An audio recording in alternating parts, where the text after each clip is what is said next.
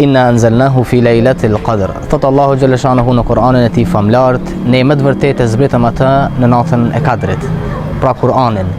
Elhamdulillah, ne sot gjendemi në 10 netët të fundit të këtij muaji të bekuar të Ramazanit dhe brenda këtyre 10 netëve të fundit të këtij muaji të bekuar gjendet një ndër netët më të mëdha dhe më të vlefshme. E specifikuar me fjalët e Allahu xhalla shanuhu në Kur'an duke thënë Lejlatul Qadri khairun min alfi shahr. Nata e Kadrit është natë më e mirë se sa 1 muaj.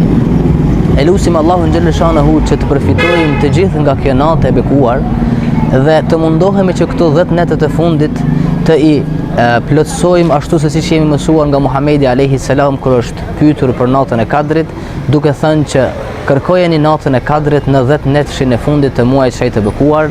E urtësia e mosditjes së natës së Kadrit apo mshefjes së datës saj së saktë mund të jetë edhe ajo që robi Allahu xhalla shanuhu të jetë më aktiv gjatë komplet 10 netëve të fundit, të mos i veçoj ato, po njëkohësisht të mendoj që po e njëjta ditë gjithmonë është natë e Kadrit dhe të mundohet që të rrisë ibadetet e tij, leximin e Kur'anit, namazin e natës dhe duat e ndryshme të cilat robët i bojnë për nevojat e veta.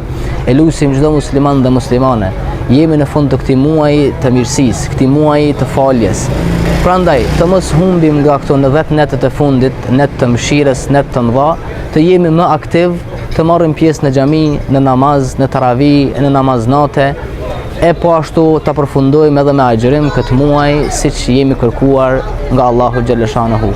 Alhamdulillahi rabbil alamin wa salatu wa salamu ala nabiyyina al-karim Muhammad sallallahu alaihi wa sallam.